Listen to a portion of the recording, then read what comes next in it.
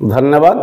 आजिर आलोचना चंद्रभागा किंबदंती उपरे आधारित होइथिबा एई सफल सृष्टि कविवर राधानाथ रायंकर एक उपादेय कविता जहाँ कहा जाए किंबदंती कथावस्तु उपरे आधारित होइथिबा सुमन्यु ऋषिंकर कन्या सुमन्यु ऋषि जहाँ को कहा जाए परशुरामकर शिष्य तांकर पालिता कन्या जी सागर अप्सरी गर्भर जन्म लाभ करिछि एवं ऋषि सुमन्युଙ୍କ द्वारा पालित होइछे एई चंद्रभागा जार रूपलावण्य रे मुग्ध होइछन्ति निजे सूर्यदेव एवं इतिपूर्व पुष्याभिषेक अवसर रे सूर्य एवं कंदर्पंकर कली एई कहानी को आहुरी गतिशील करिछि जहा फल रे एई कंदर्प सूर्य को अनुराग फुलसर एवं चंद्रभागा को विराग फुलसर प्रयोग करिछन्ति जहा फल कि प्रीति प्रति विमुख होइछन्ति चंद्रभागा एवं प्रीति प्रति अनुराग देखैछन्ति सूर्यदेव आउ सेथिपाई सूर्यदेवंकर प्रगाढ़ अनुरक्ति एई चंद्रभागा पाई चंद्रभागा रूपलावण्य रे अनिद्य सुंदरी आसंतु तार बेश तार रूपचर्चा किभଳି भाव करिछन्ति कविवर एई काव्य रे आमे ताकू आलोचना करिबा कुहा जायछि। इति मध्य रे चंद्रभागा कंदुक क्रीडा रे व्यस्त अछि। कंदुक बोले आमे कहूछि जो वर्तुलाकार पेंडु से ताकू हाथ रे धरी निश्चित भाव रे क्रीडा रे मग्न अच्छी खेल रे रत अच्छी आउ एहाकू सुंदर भाव में रूपायित करछन्ति काव्य रे कविवर कुहा जायछि। कंदुक क्रीडा रे सुंदरी आज रत ए स्थले उठुछि पड़ुछि कंदुक चारुकर कमले। निश्चित भाव में वर्तुलाकार पेंडु को धरी चंद्रभागा ई बालिस्तूप उपरे एकाकी खेल कौतुक मज्जि जाइछि एवं केबे एई वर्तुलाकार पेंडु ऊपर को उठुछि तो केबे तळकू ताहाकू देखि अत्यंत खुशी प्रकट करुछि चंद्रभागा। एवं परवर्ती पदरे कुहा जाइछि कंदुकर गति कलंते क्रीडा लोल लोचन चल भुरु चारु नर्तन दिशे कि शोभन। वास्तविक कंदुकर गति को से कलना करुछि केबे केबे एई वर्तुलाकार पेंडु आकाश को उठी जाउछि एवं केबे केबे तल को खसी जाउछि भूमिरु भूमा पर्यंत प्रक्षिप्त होउछि एई कंदुक जो वर्तुलाकार पेंडु जहाको आखिर चाहाणी रे नचई नचई चंद्रभागा क्रीडा रे निमग्न हो जाइछि। आहुरी मध्य कहा जाइछि चल भुरु चारु नर्तन दिशे केड़े शोभन। सतरे केबे केबे आकाश को आउ केबे केबे भूमि को चाहि चाहि जो कहा जाउछि कटाक्ष चाहाणी रे आड़ चाहाणी रे चाहि चाहि एही सुंदरी चंद्रभागा क्रीडा रे मजी जाइछि। परवर्ती पदरे कहा जाइछि लंबित सुगल नितंब बिंबे हेम मेखला स्तनांकुरे व्यस्ते दोलई मोतीमाला तरला। ललित नितंब एवं क्षीणकटी एई सागर अप्सरी कन्या चंद्रभागा जार सुंदर नितंब को चुंबन करुछि सुनारे तैयारी करा जायथिबा कटिसूत्र कटिमेखला अथच पिनस्तना पृथुल उरजा चंद्रभागार स्तनद्वय निश्चित भाव में दोलायमान एवं एथिरे मोतीमालार संभार कि सुंदर उपमा कविंकर। परवर्ती पदरे सुंदर भाव में चंद्रभागार रूप वर्णना करने को जाई कविवर कहिछन्ति श्रवणे दोलई कुंडल दोले नीलक लावण्य दर्पण पराये झले गंड फलक। अनिद्य सुंदरी चंद्रभागार कर्णद्वୟରେ दोली खेलुछि कि जो कहा जाउछि चूर्ण कुंतल अथच ता कानर कुंडल कोटि सौंदर्यर आधार परी लावण्ययुक्त दर्पण रे सते जेमिति तार गंड देश तार कपोल देश तार गाल देश चिकचिक करुछि एवं निश्चित भाव में यह अत्यंत सुंदर देखा जाउछि। एथिपाई कवि सुंदर भाव में कहिछन्ति लावण्य दर्पण पराये झले गंड फलक। परवर्ती पदरे मध्य कवि कहिछन्ति अर्धेन्दु ललाटे सिंदूर बिंदूर मई आखि नुहई सिंदूर रहिछि स्मर हृदय लाखी। अर्धचंद्राकार अर्धवृत्ताकार अर्धचंद्र भली तार कपाल देश तार ललाट देश सिंदूर बिंदु सते जेमिति सुंदर आहुरी मध्य कहा जाइछि एहा चंद्रभागार सिंदूर नुहे तार मथार तिलक नुहे एहा निश्चित भाव में स्मर अर्थात कामदेवंकर हृदय सते जेमिति सेठी लाखी जाइछि कि चमत्कार उपमा। ପରବର୍ତ୍ତୀ ପଦରେ କୁହାଯାଇଛି ଦଶନ ଅଂଶୁକ ମିଶାଇ ନାସାମଣି ଅଂଶୁକେ ମୃଗ ମଦ ବିନ୍ଦୁ ସୁନ୍ଦର ଶୋଭେ ଚାରୁ ଚିବୁକେ। କୁନ୍ଦ ଦଶନା ଯାହା କୁହାଯାଉଛି ତାର ଦନ୍ତପନ୍ତି ଅତ୍ୟନ୍ତ ସୌନ୍ଦର୍ଯ୍ୟମୟ ଏବଂ ଦୀପ୍ତିମାନ।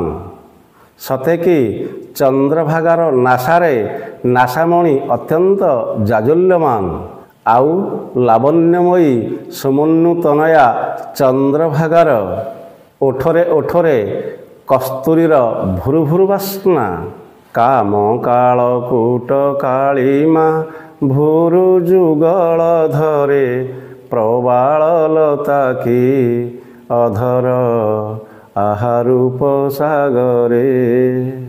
ଚନ୍ଦ୍ରଭାଗାର ଆଖିର ପତାରେ ପତାରେ କଜଳ କଳା, ସତେ ଯେମିତି ଆଷାଢ଼ ମାସର କଳା ମେଘ ଏବଂ ବର୍ଷା କୂଳରେ ସୌଦାମିନୀ ପରି ତା ଆଖିର ଛଟକ ସତେକି ରୂପସାଗରରେ ପ୍ରବାଳ ଲତିକାର ଭ୍ରମ ସୃଷ୍ଟି କରେ।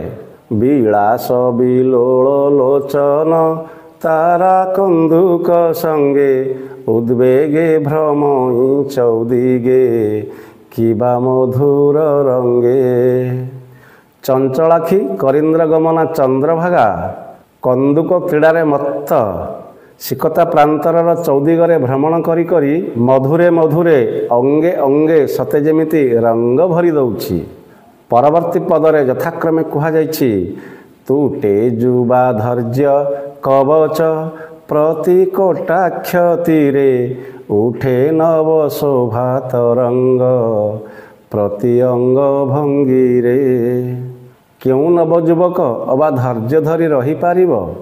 ଋଷି ମନଭୁଲା ରୂପ କୋଟି କମନୀୟ କାନ୍ତି ଚନ୍ଦ୍ରଭାଗା କଟାକ୍ଷ ଚାହାଣୀରେ ଯେଉଁଠି ସଂଯମତାର ଧୈର୍ଯ୍ୟର ବନ୍ଧ ଭାଙ୍ଗିଯାଏ, ମଦାଳସାର ଅଙ୍ଗେ ଅଙ୍ଗେ ମାଦକତା ଆଉ ପ୍ରଣୟ ନିଶ୍ଚିତ ଭାବରେ କୂଳ ଲଙ୍ଘନ କରେ। ଅସମ୍ଭାଳେ ଫିଟି କୁନ୍ତଳ ଭୂମି ଯାଏ ପରସି ଜିଣେ ଅନାଉଚି ଲଳନା ଫୁଲ ଯାଏ ବରସି।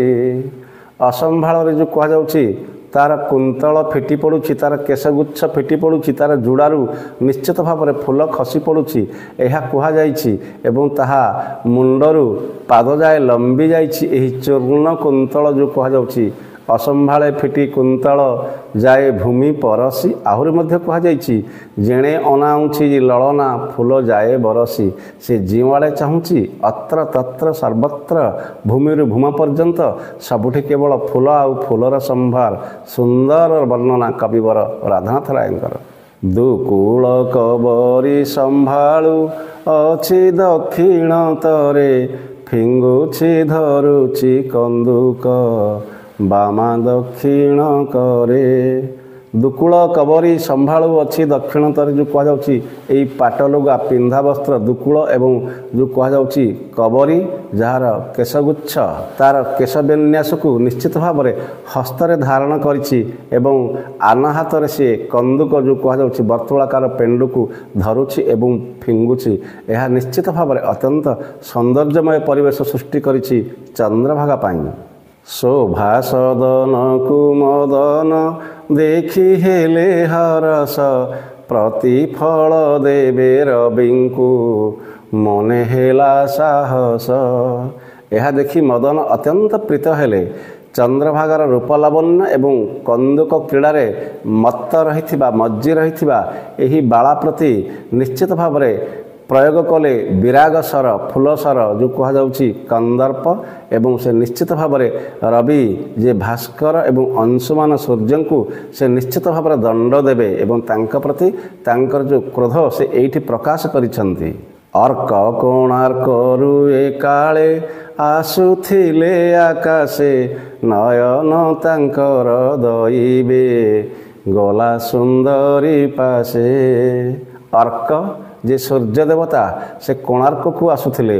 ଏହି ପୁଷ୍ୟାଭିଷେକର ଯେଉଁ କୁହାଯାଉଛି ସଭା ଥିଲା ସେଠୁ ନିଶ୍ଚିତ ଭାବରେ ସେ ଏହି ସିଂହଦ୍ୱାରରୁ ଫେରି ଯାଉଥିଲେ କୋଣାର୍କକୁ। ଏହି अर्क बा सूर्य एवं तांकर चक्षु निश्चित भाव में पड़ा यही सुंदरी चंद्रभागा उपरे से अत्यंत प्रीत हेले लोभासक्त हेले एवं प्रणयासक्त हेले अथच कामदेवंकर जो अनुराग फूलसर तांको विद्ध ही सारी फूल कांड फूल कोदंड चांडेया कर्णे टाणी सन्मोहन बाण रविंकु देले हृदय हाणी निश्चित भाव में फूल कांड फूल कोदंड जो कहुच्छे सन्मोहन बाण अनुराग बाण से सूर्यदेव को पेषण कले फूलसर खूब क्रोधरे जर्जरित होती कंदर्प जहाँफल सूर्यदेव निश्चित भाव में चंद्रभागा प्रेम व्याकुल हो उठिले एवं परवर्ती पदर मध्य कहुई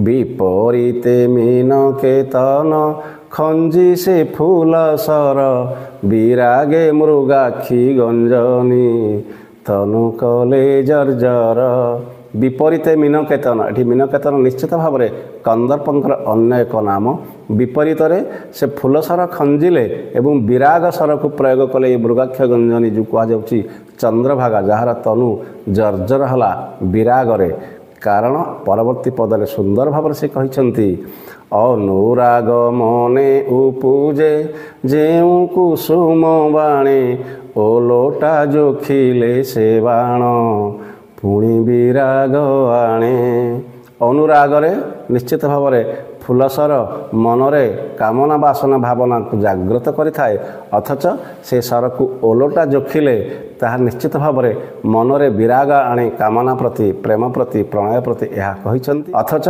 सागर अप्सरी गर्भरु जन्म लाभ करिथिबा एही चंद्रभागा जे कि सुमन्यु ऋषिंकर पालिता कन्या जे रूपरे समग्र जगत को विमोहित करुछि सूर्यदेव सेथुरु बाद जाती किपरि एही भली भाव में चंद्रभागार रूपचर्चा करी कविवर राधानाथ राय ओडिया साहित्य रे यशस्वी होइछंती एथिरे संदेहर अवकाश नाही।